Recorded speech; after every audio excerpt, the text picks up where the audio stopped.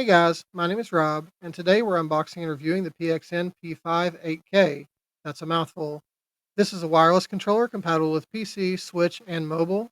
It advertises some very intriguing features, including, as the name suggests, a reported 8,000 Hz polling rate, and has been pretty popular in the community, so I finally decided to pick one up. So let's open it up and check it out. Inside the box, we have the manual, which is a fold out style, but has some color, and the font isn't terribly small, so it's not too bad. Then we've got a box containing a USB-A to USB-C cable, and this is a short, non-braided cable, so really just meant for charging the gamepad.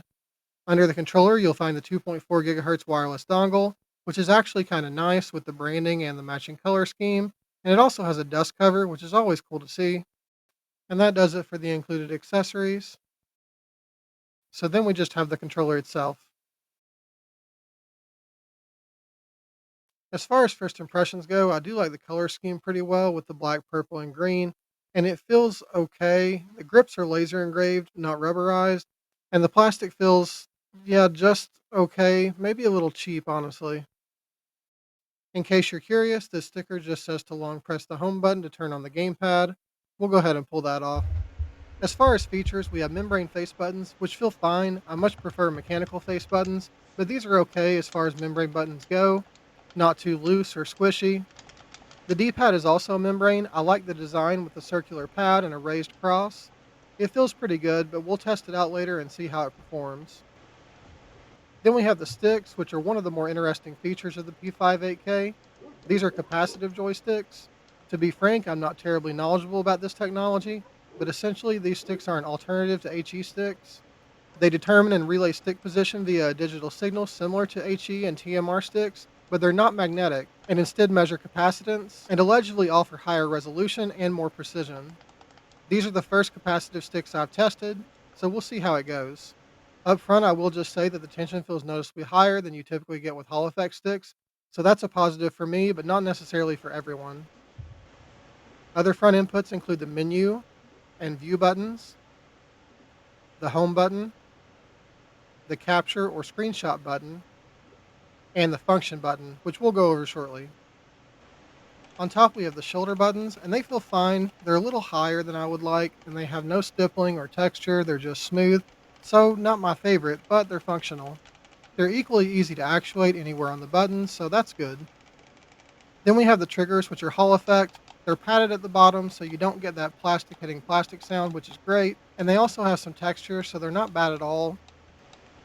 We do also have trigger stops, but they're pretty lackluster. These are just physical stops, not mechanical, and they don't cut out nearly enough of the pull.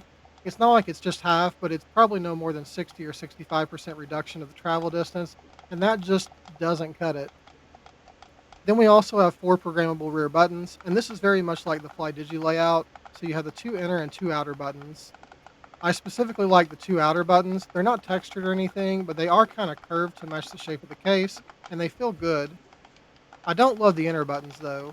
Just the way they're positioned and angled doesn't feel quite right to me, but we'll see how they feel during gameplay later. Then lastly on the back we have the mode switch.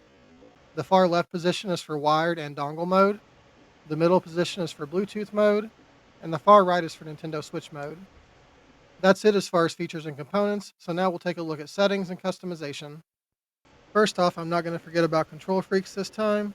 PlayStation ones are way too loose, these are definitely not going to stay on, but the Xbox ones work just fine.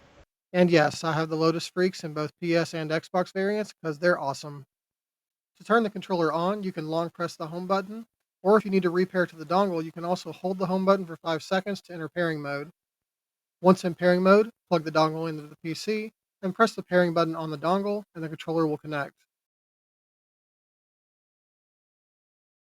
When connected, the second indicator light is on, which means the controller is in X input mode. You can hold menu and view for 3 seconds to swap to Xbox mode. The second and third lights will be on when it's in this mode, and holding menu and view again will swap to D input mode, and only the third indicator light will be on. So holding menu and view cycles between those 3 modes. Next, you can enable and disable air mouse mode by simultaneously pressing function and L3, which is a nice feature and one you don't see on a ton of gamepads. I should note that this only works in X input mode, but you'll still get the vibration confirming it's been enabled no matter what mode you're in. So you can enable and disable it no matter what mode you're in, but you can only move the mouse with the left stick if you're in X input mode. Next, you can hold function and move the right stick up and down to adjust the vibration strength, and the change or strength is indicated by the number of illuminated indicator lights. Now we'll look at turbo settings, and there are quite a few things you can do here. Pressing function plus another input, such as a trigger or face button, will enable manual turbo mode. Pressing again will enable auto turbo mode, and pressing a third time will disable turbo for that button. You can adjust the turbo speed by holding function and moving the right stick left and right.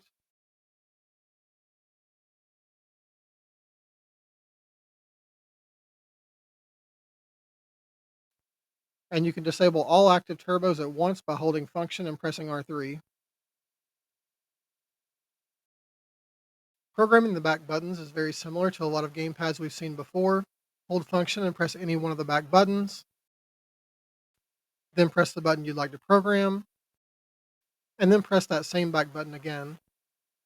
There is a bit more functionality than that though, because you can also program macros this way.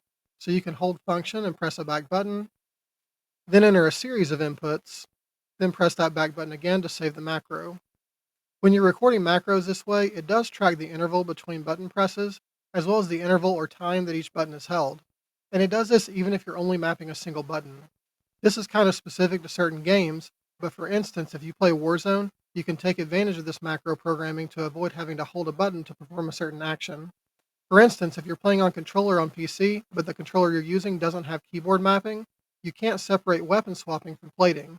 However, with the P5 8K, you can enter programming mode, and then long press the plating/weapon swap button, which is B for me, and then press the back button you want to assign it to, and now every time you tap that rear button, it registers as a long press of that input. So if you currently need a plate, tapping that macro button will plate instead of swapping weapons. You can do the same thing for reloading. So for instance, if you set your advanced combat settings to tap to interact or prioritize interact, you can set a macro to a rear button as a long press of the X button. Then every time you tap that rear button, it will register as a long press and perform a reload even if both actions are available at the same time. Just a couple of things left here. You can swap the joysticks to zero dead zone mode by simultaneously holding L3 and R3 for 5 seconds. If you repeat this action, it swaps back to the default dead zones. You can also swap the stick algorithm between circular and rectangular modes by simultaneously pressing L3, R3, and function. This does swap them both, so there's no way to set them independently. They're either both circular or both rectangular. And then lastly, you can enter calibration mode by holding function and capture. The indicator lights will flash to confirm you're in calibration mode. Then the process is just like most other gamepads. You do want to make sure that the trigger stops are disengaged. Then you'll slowly rotate both sticks 3 or 4 times, fully depress both triggers 3 or 4 times, then press menu to save calibration. I sort of skimmed over the directions and missed that this method also calibrates the gyro, so in actuality you should place the gamepad on a flat surface before pressing menu to save. That covers all on-the-fly settings, but the P5 8K is also supported by a mobile app, so we'll take a look at that as well. This is the PXN Nexus app, which is available on Android and iOS, but unfortunately not on PC. That said, all the settings you change here do carry over to PC. We have a few tabs. First is for button test, and this is exactly what it sounds like, so not much to say here. Then we have function settings, and the first page in here is button settings, and this is for all buttons other than the rear ones. So you can remap the default inputs, but unfortunately there's no keyboard mapping option, so it is still limited to controller inputs only. You can also set turbo from this screen, including changing frequency using this slider, so you can get much more precise in terms of the turbo rate. The second page is for the 4 rear buttons, and just like the on-the-fly settings, you can set up macros, either single or multiple, up to 64 apparently, but again, you can only do gamepad inputs, though this does include thumbstick directional inputs, so that's something, I guess. The next page is for joystick settings, and this has most of the typical settings, so you can adjust the dead zones, you can swap the left and right joysticks, you can change the range, and there are some preset options here. And down at the bottom, you can also adjust the response curve. Next, we have vibration settings, and again, in the app, you can adjust this more precisely, but as usual, I'm just going to turn it off. Then we have trigger settings, and all we have here is the range on the triggers. Then you do have to name your configuration and apply it to the controller. I'm just going to go with test. The third tab is for tutorials, and I'm going to skip that for now because that's essentially what we're doing in this video. But then at the bottom of the page, we do have a few more options, including firmware update. When I check here, it tells me I'm already up to date, which is kind of weird because I did not update the controller after I unboxed it. But in theory, if a firmware update were available, it should show up here. Below that, we have the return rate, and by default, this is set at 2000 Hertz, but you can set it as low as 250 Hertz or as high as 8000. The last option is a sleep timer, which by default is set at 5 minutes, and I'm just going to leave that alone for now. That pretty much covers the app, so now we're going to jump into some testing. We'll start with polling rate, and since the P5 8K has so many options for polling rate, I basically tested them all, and then took screenshots of the higher rates, and that's what you're seeing here. Long story short, I never actually hit 8K, but I'm not exactly concerned about 4460 in 8K wired mode and 4360 in 4K wired mode. The one consistent trend I saw was that the jitter was much lower in wired mode, as was the maximum interval. I also tested resolution with a bunch of different refresh rates enabled, but didn't see much variance. The resolution was consistently between 65 and 6800, which is the second highest of any controller I've tested. Lastly, we'll look at Gamepad Tester, and as you can see, the sticks are not returning to a consistent resting point, but these are very small numbers, and I haven't experienced any drift in game. While I was here, I also tested changing between 0 and default dead zone by holding L3 and R3, and it does work. As far as the circularity, in circular mode, we get a perfect 0.0% error rate, but again, while here, I did check to make sure that the function for swapping to a rectangular algorithm works, and it does, but unfortunately the shading on the corners doesn't look great, but since I can't set left and right individually, I'm going to be using the circular algorithm regardless. So, conclusions. I said earlier that one of the most interesting features of this controller is the capacitive sticks, and whether it's that specific technology and the high resolution, or possibly the ultra high polling rate, I do think these sticks feel good. I think. I'm pretty sure. But it's honestly a little hard to be sure because I don't particularly like anything else about this controller, which is really disappointing. I don't want to spend too much time rehashing everything I said during the unboxing, but all the things I thought would bother me did. What stands out the most is the overall feel of the controller. I just think it feels very cheap, and I also really hate the trigger stops. I'm spoiled from playing consistently with some really great mechanical trigger stops on a few recent gamepads, and I just can't go back to crappy ones, which is what these are. So again, I think these sticks feel good, so I'm not writing off the potential for capacitive sticks moving forward. For all I know, they could be the future, or back to the future. No, that's a flux capacitor. But anyway, I would need to try them in a gamepad that includes more complementary components in order to properly compare them to some of the top TMR gamepads on the market, such as the Blitz 2 and the Cyclone 2. So if you're just really excited to try out capacitive sticks and you don't care about or use trigger stops, you prefer membrane face buttons, and for whatever reason you don't think you'll mind the cheap feeling plastic construction, maybe you'll like this gamepad. But for me, this is one I'm going to pretty quickly set aside, and I don't think I'm likely to pick it up again anytime soon. I hope this video helped you out, and if so, please subscribe if you haven't already.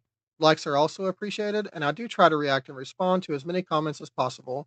I'll be doing more reviews regularly, so I hope to see you back here again soon. Thanks for watching.